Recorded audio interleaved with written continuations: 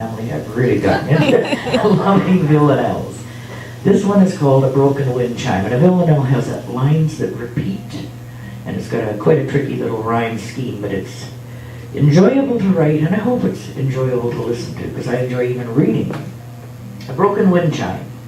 A snow-cast heart, frozen in time, unrecognizable, beating no more, hanging beside a broken wind chime. Silent creature in pantomime, in unfinished symphony, no music, no score. A snow-cast heart, frozen in time, robbed of its rhythm, robbed of its rhyme, locked in steel cage, no window, no door, hanging beside a broken wind chime. Inside this prismatic paradigm, with teardrops refracting deep in its core, a snow-cast heart frozen in time.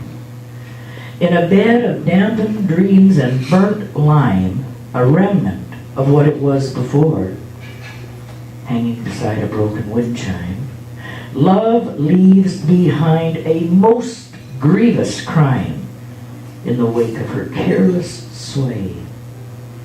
A snow-cast heart frozen in time, hanging beside a broken wind chime.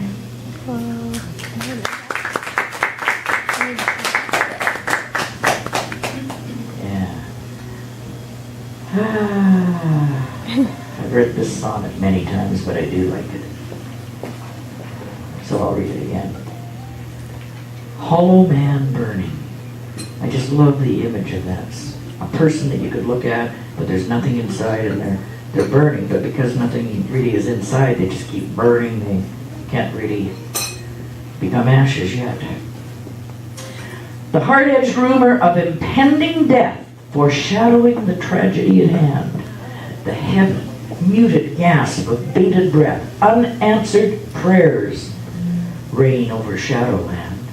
A paper king trades places with a clown, an alcoholic drunkard on the town. A bar stool for a throne, smoke for a crown, and every drink he takes just takes him down. He can't escape. He has nowhere to go, imprisoned in this nightmare of the dead. A mad fool ruling kingdoms wrapped with woe, encapsulated in a web of dread. A broken man enslaved by dark desire, this hollow man aflame in liquor's fire.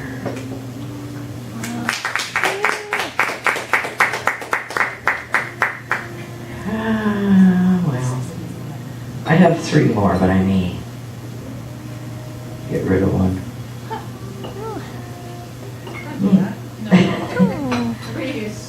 Okay, I'll read this three. This one, Crumbled to Dust.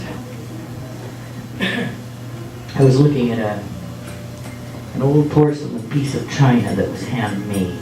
Very beautiful, really. It was starting to have its little crumblings. You know, age does that. Hands, now icy cold, crumbled to dust, once coursing with blood, warmth, and the fire of creativity. Did this gifted artisan laugh too loudly? Love too deeply? Did he don masks to hide his tears and wear paper smiles in public? Or did he weep openly and parade his scars for all to see on a stage of his own making? Was the stage solid, or did he build it on weak and shifting sand? Did he give one too many performances, or did he leave them aching for an encore? As he gasped his final breath, did his hands feign applause as they lay limply on his chest, or did he feebly try to wring them in angst? Registration number 91750. This piece of fine coal-port china remains locked in life's prison. The hands that crafted it have escaped with the angel of death. I remain incarcerated, eyes fixed on this ornament, very much aware of my hands, soon to be icy cold, crumbled to dust.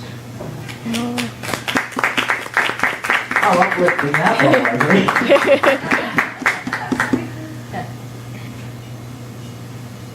Here's a couple of older poems that I resurrected because I thought they were kind of funny and cute. And I could have a little bit of lightness in this heavy book. So it's called A Taste of Life with Myself. Fighting in the army and a long way from home is sometimes how I feel when I'm alone with my thoughts. Shipwrecked on an iceberg in the middle of a flaming dream is how I view the landscape of my life. It's too hot and too cold and never quite deep enough to really get my feet wet. In the middle of this wide-awake dream, Itchy Park seems so far away. And I don't think Sara Lee is making her icing quite as creamy and tasty lately. The chocolate is a little too mild, and the vanilla is too pepperminty. Just like a taste of life with myself.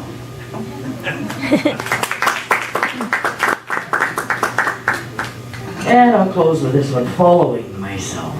It's amazing how the mind thinks sometimes.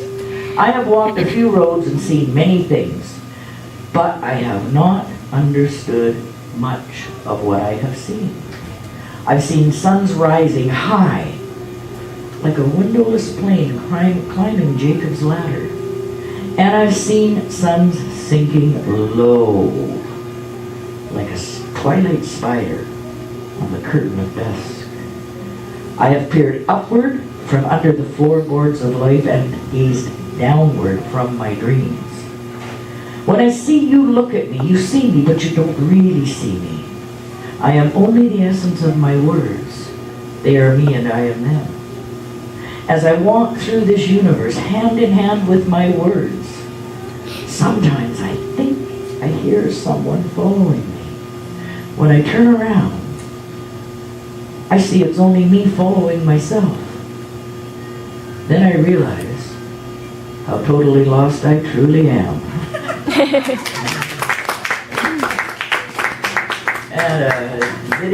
That's it, folks.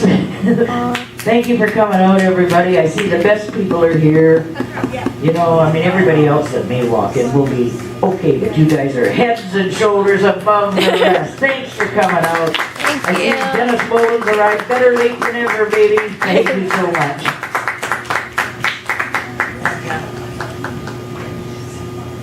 One more big round of applause for Candice James, everybody. Candice